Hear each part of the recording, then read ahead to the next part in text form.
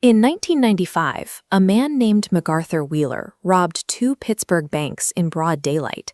He wore no mask and no disguise because he believed that rubbing lemon juice on his face made him invisible to security cameras.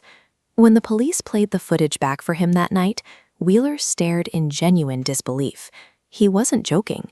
He simply couldn't understand why the trick had failed, muttering, "But I wore the juice."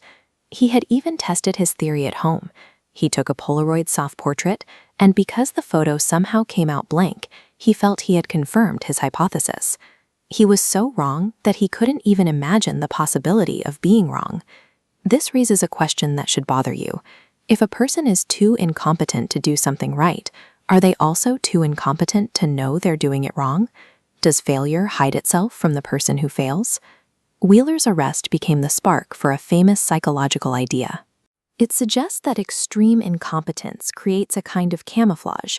It doesn't just cause you to fail, it erases the evidence of that failure from your own eyes.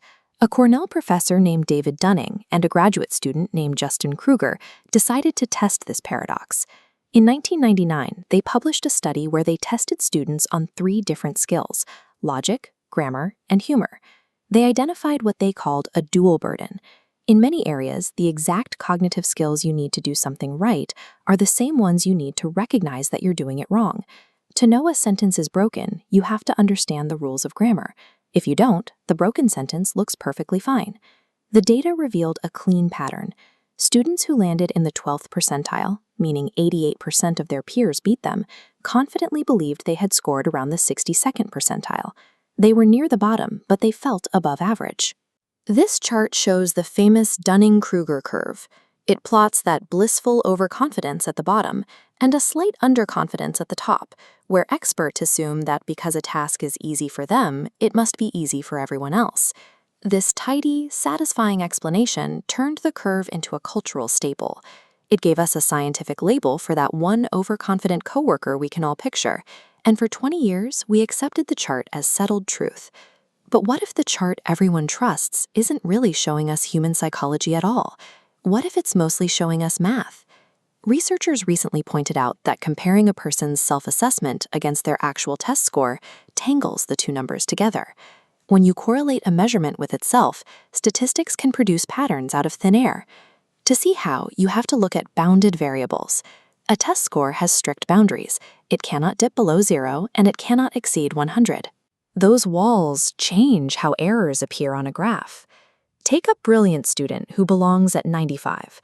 There is almost no numerical room for her to guess higher than her actual skill, but a wide open field to guess lower. Statistically, her errors lean low, making her look humble.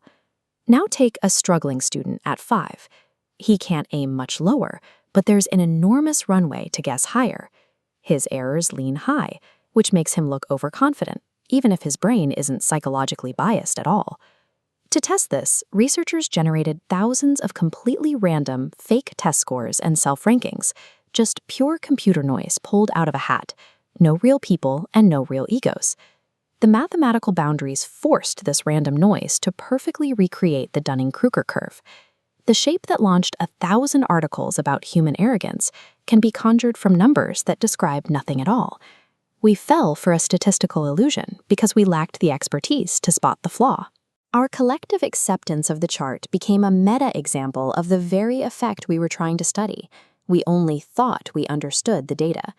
This doesn't mean overconfidence is fake. People really do tend to rate themselves as above average. But the truth is messier than the viral chart promised. One reanalysis found that 80% of unskilled participants were actually fairly decent at estimating their real ability. The first lesson here is to treat your own confidence as information about the situation, not proof of your skill. The more certain you feel about a subject you've barely studied, the more that certainty should make you curious rather than comfortable. The second lesson is to be suspicious of beautiful explanations. A clean chart feels like truth, but a pattern can be perfectly real on a screen and still be an illusion manufactured by the way the data was measured. The way to defeat the dual burden is simply knowing more. When you go deeper into a skill, you earn the ability to finally see how much you didn't understand before. Outside eyes, a mentor, a test, or a friend can catch what your own eyes are built to miss.